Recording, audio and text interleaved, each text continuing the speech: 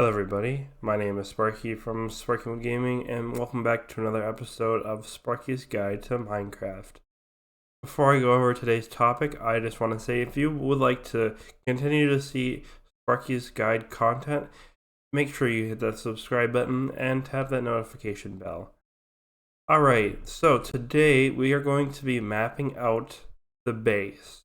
The very basics of what you're going to need is paper, which I do have a sugarcane farm over here, which is going to come in very handy today. Yes, see, we got a whole bunch of sugarcane here, but a compass, you're going to need iron and redstone. And since I dug out that iron ore vein, I am going to be pretty set on iron. You're also going to need redstone. I do have a little bit of redstone.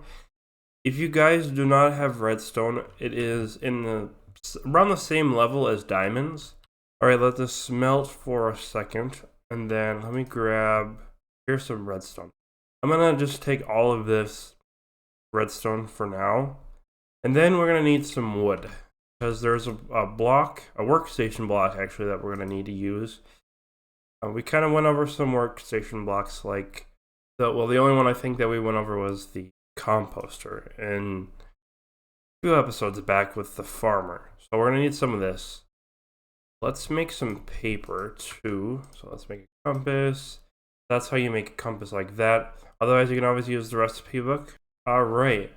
And the block we're gonna need is the cartography table. Let's put it like, we can put it right there because there's nothing right over here. Let's open this UI. You're gonna need a couple things before we even talk about that. We're gonna need a lot more compasses than this. So I'm gonna be probably smelting a lot more iron pretty soon. So, but this is what you need for a map. You gotta, it's 8 paper surrounded by a compass. I don't think we've talked about compasses before.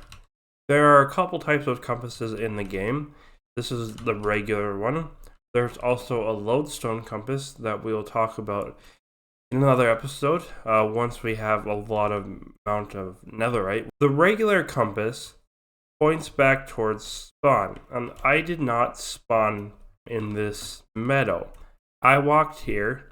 So what you want to do, and I'm just gonna do this really quick. What you're gonna do is you're gonna hit the, it doesn't matter where you stand, but I'm gonna stand somewhere where it's pretty blank. I am going to hit the right click button. You hit your inventory screen, and you hover over it. On the bottom, it says level 0 out of 4. So what the cartography table can do is it can zoom it out. Let's say I keep this map. I'm going to put it in an item frame, which is what we're going to do eventually. I got to find a spot where we're going to build it. But all you need to do, it doesn't go in this slot. So it's like, I should have figured that out right as I did that. All you need to do is you need to add paper. So this says 0 out of 4.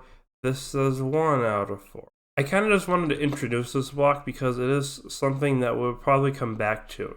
Another thing that you're going to need is you need building blocks. And you also need item frames. There are 2 types of item frames. You have the regular item frames. You have these regular ones, and then you have something called glow item frames.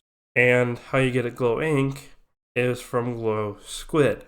If you don't know what glow squid is, it's a mob that was a winner in, I don't remember what year it was. I think it was 2017. I can actually show you because I used it down here. It has some uses, like I said. So here's some. And it spawns in like the lower levels of the world. But you can use it on signs. And also, you get an advancement when you use it on a sign. If I hit L, glow and behold is what it's called. Make the text of any kind of sign glow. So you'll get that when you use it on a sign, like I did here. I don't know why I just used it down here, but I thought it looked cool. That's kind of a brief introduction to glow squid and glow ink. So you can use them on signs, any kind of signs, including the new hanging signs that we'll talk about. I don't know when, but we'll talk about them soon. And maybe I'll make these hanging signs because they're kind of more fitting than just being on the ground. Is another thing that you can use for maps, and it is kind of useful, and that is what we're going to be using the cartography table for today. We have the regular map. Put the glass pane in there, and you can see there's a locked. But basically, if I did this, it would lock the map.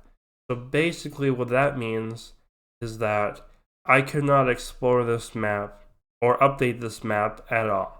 And that's another thing you can do with maps is you can update the maps. So let's not do that, but I am going to be doing that today. We're going to start mapping out the area. I don't even know if this is going to be the right amount. But basically what you want to do is you want to go from edge to edge. And it's going to be X amount of blocks, and I don't remember what the exact amount of blocks are. Here's the edge.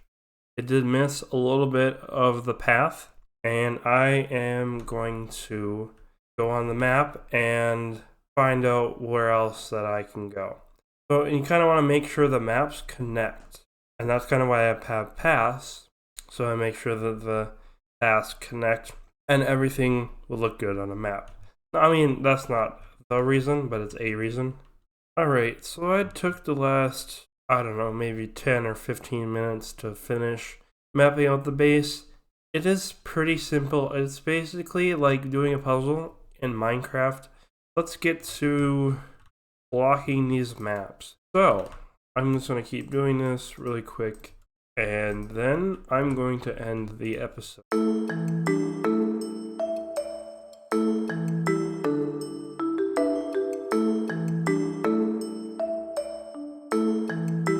Alright guys, so I hope that you enjoyed today's episode about mapping out your base. Like I said, I do have a normal 9 to 5 job, and I do release episodes every other Wednesday at 12 o'clock Central Time. That is going to be it for today. My name is Sparky, and I hope you have a good rest of your day, afternoon, or night. I am out of here.